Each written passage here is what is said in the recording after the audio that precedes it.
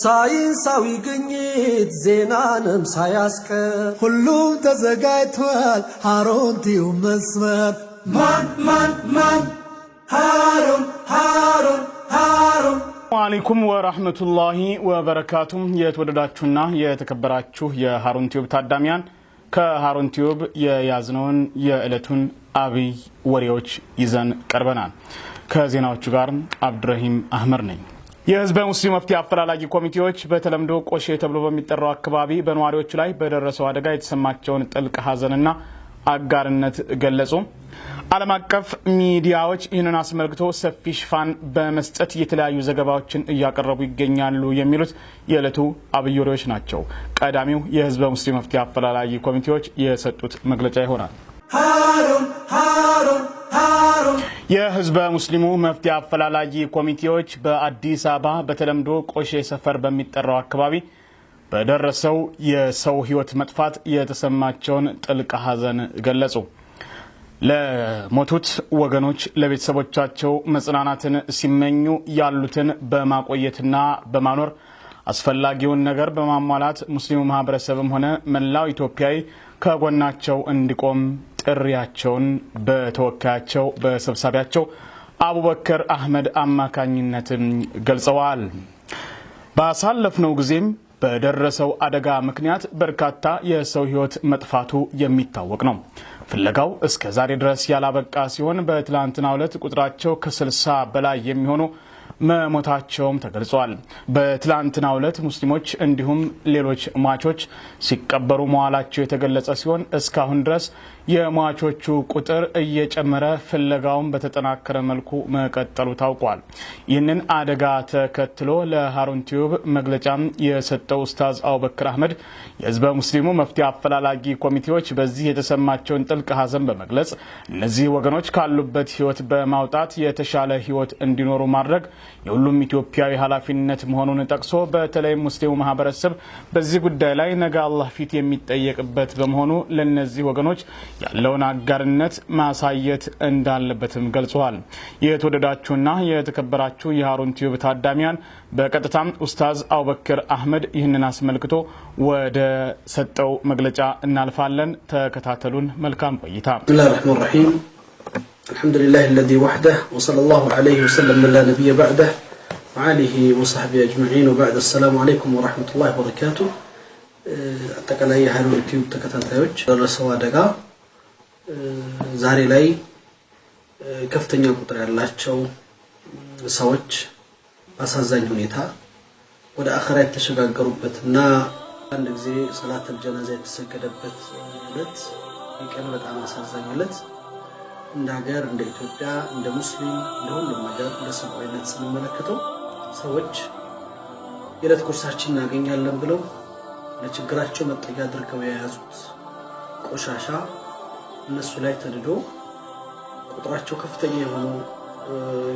ማህበረሰብ አካላት ህይወታቸው ማለፉ ለሁሉም ኢትዮጵያዊ አሳዛኝ ልብን የሚሰብር ትልቅ ክስተት ነው። ይህ ክስተት ሁሉም ኢትዮጵያዊ ቆም ብሎ ሊያስብ እንዲችል መልእክት ያስተላለፈ ክስተት ነው። ሰዎች የህይወት መጠጊያቸው እችን አጭር የዱንያ ህይወትን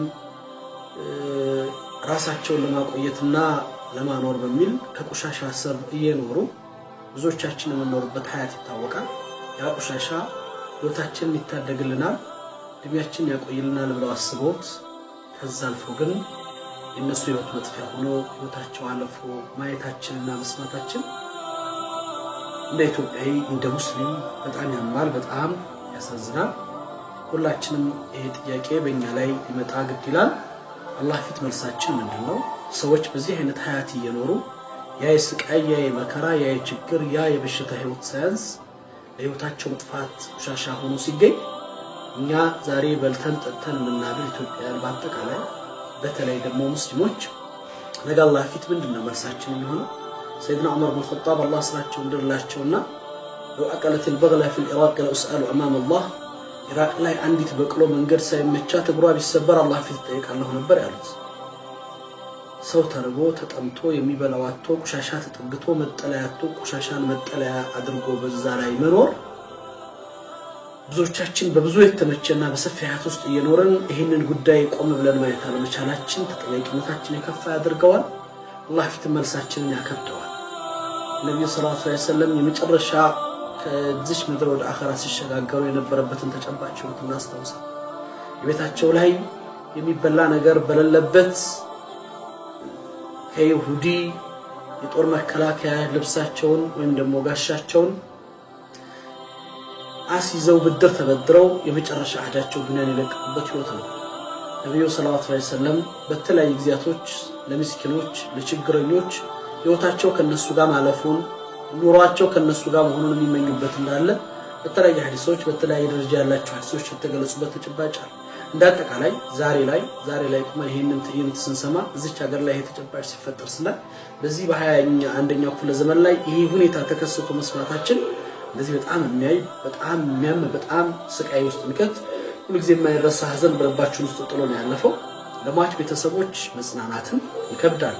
አንድ እናት 5 እና 6 ልጆቻቸውን 10 ልጆች ያጡበት ቤተሰብ ውስጥ በምን አይነት መልኩ ነው ማጽናናትስ መንገርስ ብቻ እዛውም ህይወት መጠገያ ይሆናል ብለው የተጠጉት ቆሻሻ ምግብ ሳይሆን ንጽህና ሳይሆን ቆሻሻ እነሱ ላይ ህይወታቸው መጥፊያ ምክንያት ሆኖ በምን መልኩ ነው እነዚህ ሰዎች ማጽናናት እንዲሰብሩ ማድረግ የሚቻል?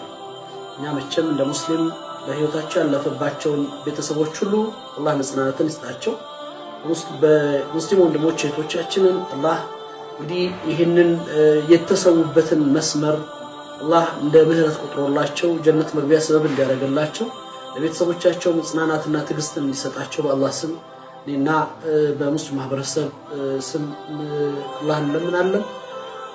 ሁላችንም ግን ዛሬ ላይ ቆም ብለን ነገን ማሰብ ትናንት ያለፈውን ነገር መቆጨት ሳይሆን ለነገ ግን እነዚህ ሰዎች የቀጣይ ዕጣ ፈንታ ነገ ሴት ነው የሚወድቁት፣ ነገ ሴት ነው መሸሻቸው፣ ነገስ ምንድነው የሚሆኑት?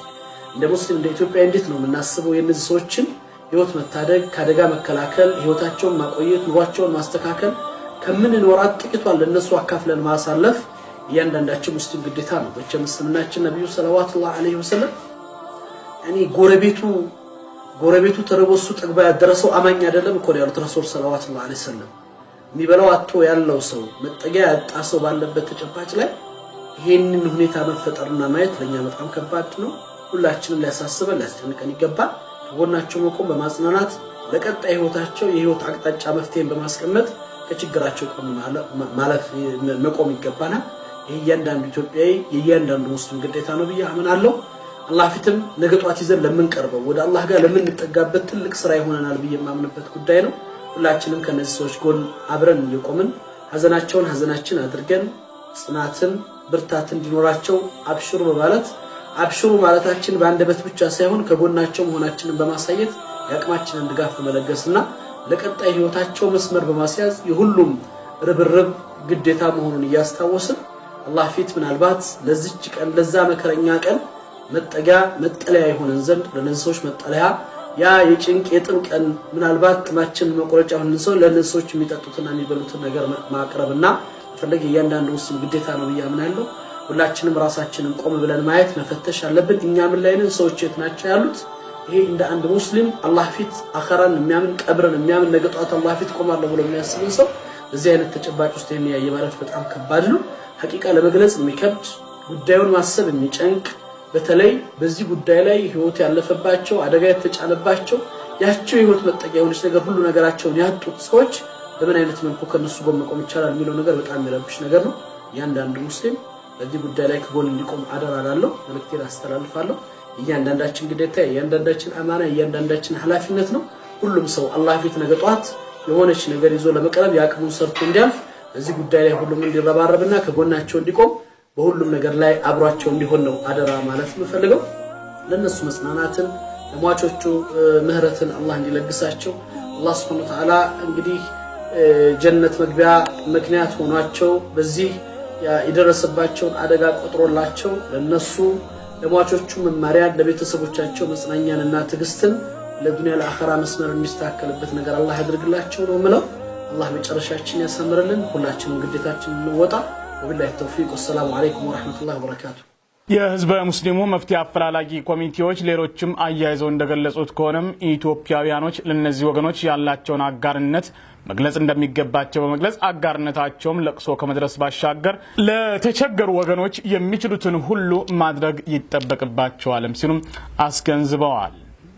አላህ Subhanahu Wa Ta'ala በድጋሚ ለሞቱባቸው ቤተሰቦች መጽናናትን እንዲሰጣቸው እንመኛለን።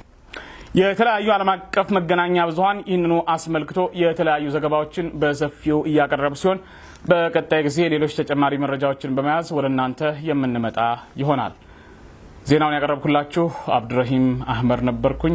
መልካም ቀን ይሁንላችሁ። ስትከታተሉ የነበራችሁት የሃሩን ቲዩብን ልዩ ዜና ነበረ። ወሰላሙ አለይኩም ወራህመቱላሂ ወበረካቱ። ሃሩን ሳይንሳዊ ግኝት ዜናንም ሳያስቀር ሁሉም ተዘጋጅቷል። ሃሩን ቲዩብ መስመር ማን ሃሩን